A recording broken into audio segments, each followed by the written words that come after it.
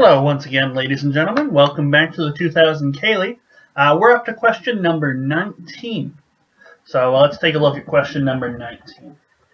It's about a metal rod with ends A and B, and they are welded at its middle, so C is the middle of A and B, to a cylindrical drum of diameter 12.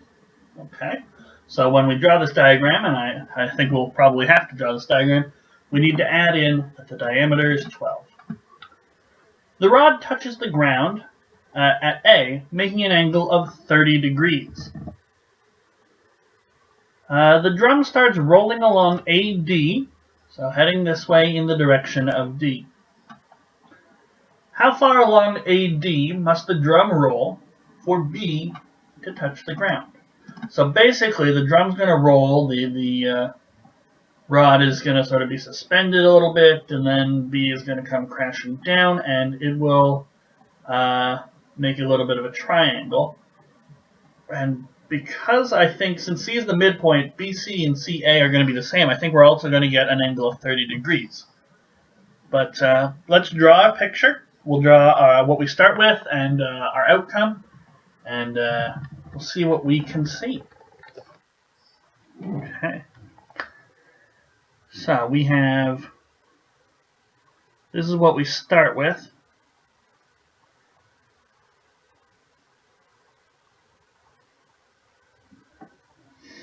And what we want is sort of this. So A will be up in the air and B will be down here. And I think I can draw this a little better.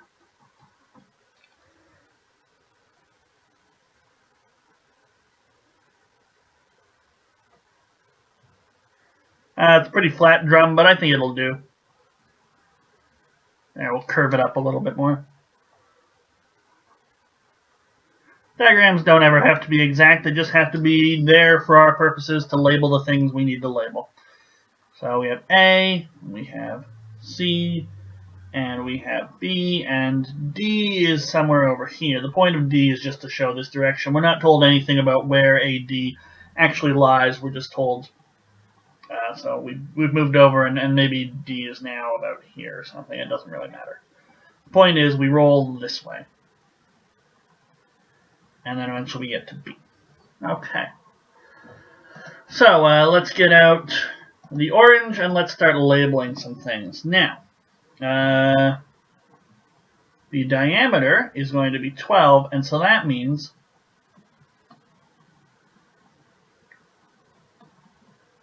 that the radius is going to be half the diameter, which is 6.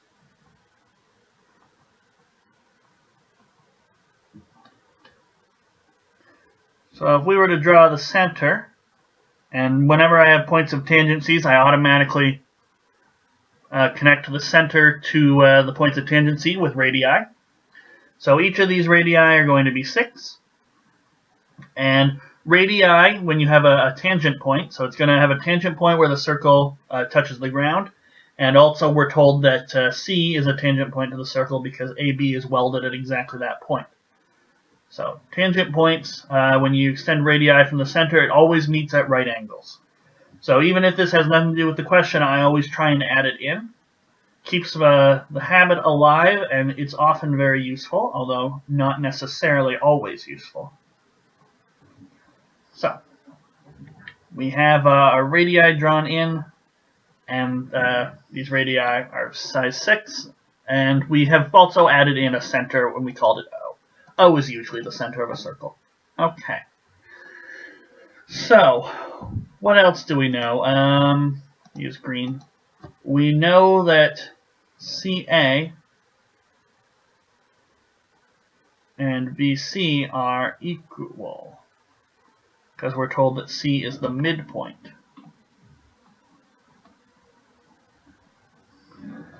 Okay, what else can we see?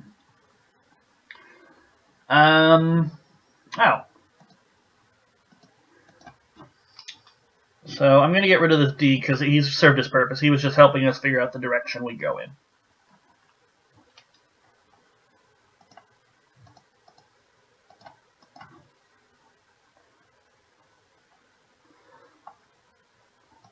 One other thing we can note is that the distance from B to the point of tangency and A to the point of tangency are also going to be the same. This is an application of the power of the point theorem, but it can often just be stated that if you have two tangents to the circle and they intersect in a common point, their distance from the points of tangency to the point itself are always equal. And as I say, if you want to look it up, it's part of the power of a point theorem. But, you know, this is 10th grade contest. This isn't exactly necessary. Circle geometry is very nice to know.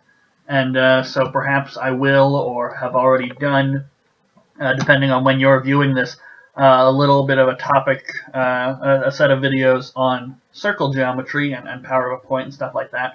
But even if not, by all means go online, just search power of a point, and you can even learn things like that. And just learning a whole bunch of circle geometry in general is very important. So, what else can we see? We're told that this is 30 degrees.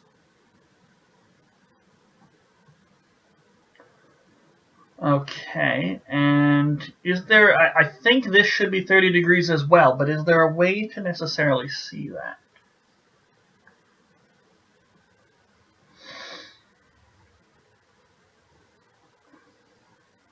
Ah, yes, there is. Okay,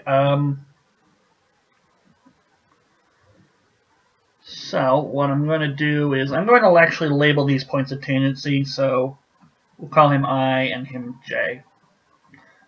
So if I were to, I don't know, we'll use yellow. If I were to connect O up with A,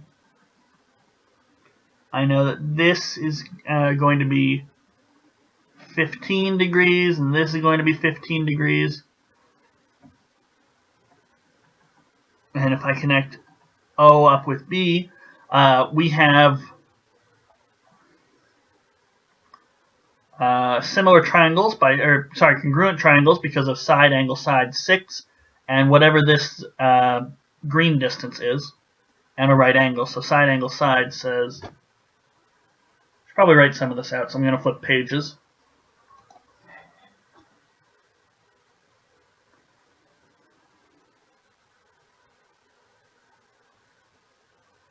I thought I flipped the page. There we go. All right.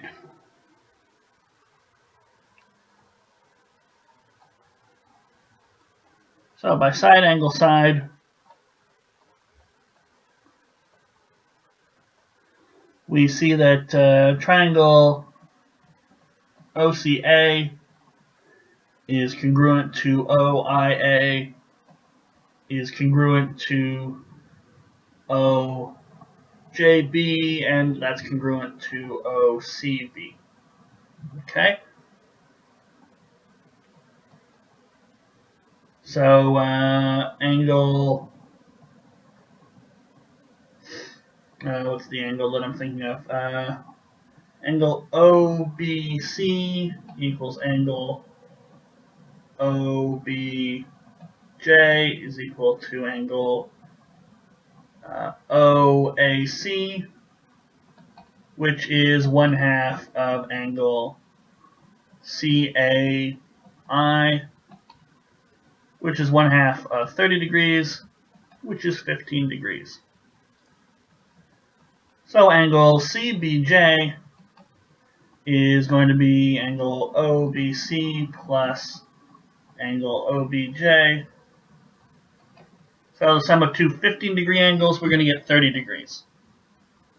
So we can bounce back to our picture. Okay, so this guy in here is 30 degrees. And this is 30 degrees as well. All right. So what can we do here? Well, we have quadrilateral here, and we know the 90, the 90, and the 30, and that means that we'll know the angle COJ, and we'll also know COI. Okay.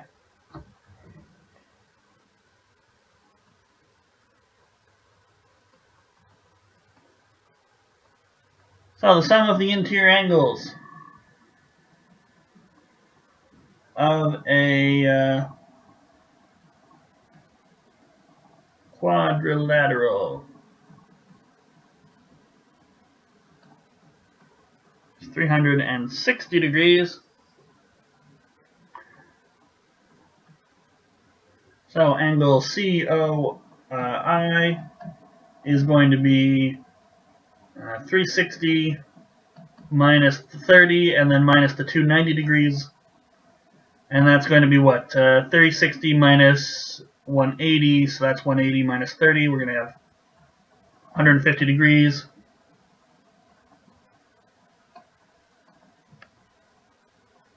And so similarly, COJ is also 150 degrees. And I think that will be enough to solve the problem. So what happens is, sort of redraw our picture a little bit. We have A and B, and we have their midpoint C. And we start off with I here. Now, as we rotate this way, the whole cylinder is going to sort of rotate this way. So it's going to be rotating counterclockwise. So J is at some point up here, and then J slowly moves, and eventually J becomes the point of tangency. I will use red and dots to sort of show what happens. Eventually,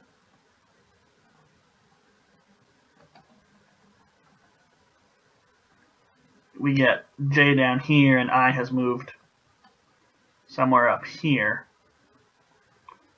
and C is still here. So we're over here on the right, and then we move over to the left. So in red dots or magenta dots, I have sort of fashioned what happens.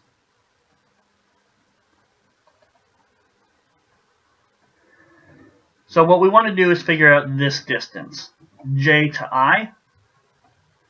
But that's going to be exactly the same distance as J to I on the circumference of the circle.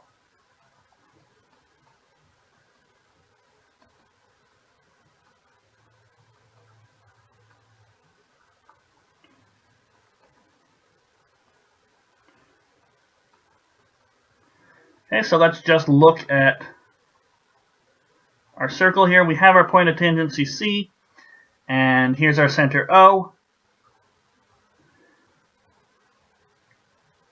And at an angle of 150, we get I. And if we have an angle of 150 the other way, we should get J. So what's the angle between I and J? Well, 360 degrees around a full circle, minus 150. Minus 150, that's 360 minus 300. So the angle between I and J is 60 degrees. So we want IJ is going to be 60 degrees over the full 360 degrees as a fraction of the total circumference, which is 2 pi r. 60 degrees over 360 degrees, that's 1 over 6. 2 pi, well, what's r? Well, the diameter was 12, so r is 6. Those guys cancel each other out, and we should get a final answer of 2 pi. And hopefully 2 pi is among our answers. Pi, 2 pi. So here it is, B, 2 pi. All right. So it looks like there was a lot for that question, but I think once you got the two diagrams all set up and started, I mean, the real desire is to say, hey, this whole diagram, the before and the after picture, they look very similar. They're sort of like mirror images of one another. So can we show that the angle at B is also 30 degrees? And I think once you do that, you start thinking, hey, angles are a little important here. I mean, we don't have enough information to figure out any of these side lengths or anything. Or do we? 60, 15, that'll be 75. So actually, yeah, I think you could go another route and figure out some lengths here, but I think ultimately you're going to have to be led back to what's the angle between COI and COJ? And then using that, then you realize, hey, the distance we got to figure out is the distance along the circumference of IJ. That involves the angles we already figured out, and we quickly get an answer of 2 pi. All right, so we have one more question to go in part B, and that is question number 20, which we will take a look at in the next video. So I'll see you guys next time.